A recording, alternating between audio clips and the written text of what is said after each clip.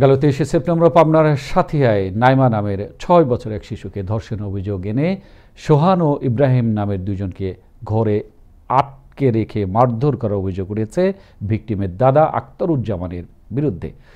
25 September সোহান ইব্রাহিমের শারীরিক অবস্থার অবনতি হলে পাবনা সদর জেনারেল হাসপাতালে ভর্তির পর আক্তারুজ্জামান সাথিয়া থানায় একটি লিখিত অভিযোগ করেন। এ ঘটনায় পুলিশ অভিযুক্তদের হাসপাতাল থেকে আটক করে জেল হাজতে পাঠিয়েছে। বিষয়টি নিশ্চিত করেন সাথিয়া থানার অফিসার ইনচার্জ আনোয়ার হোসেন।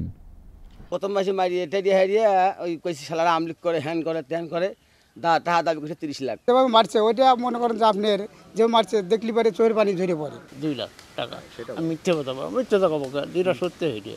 মারা কি কারণে তো আমরা জানি পারলাম না যে কি কারণে মারি। কেস করবো আমি, তুমি বাপুরে কেস করবে কে? তোমরা তো মীমাংসা করেই গেলা।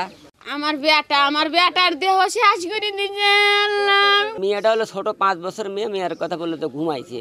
মেয়েরও আমরা কোনো ইদার পত্র লিখতে পারিনি। সেলিম করলো যে 20 লক্ষ টাকা দেওয়া লাগবে অথবা বাড়িঘর লিখে দেওয়া লাগবে। তারপরে আমি বললাম যে না, এত টাকার রায় আমার পক্ষে সম্ভব না। এই ধর্ষণ মামলার সাথে জড়িত যে দুজন আসামিকে গ্রেফতার করে বিজ্ঞাপন সোপর্দ করে ভিকটিমের বাড়ি থেকে জবানবন্দি গ্রহণ করা হয়েছে। মামলা তদন্তাধীন।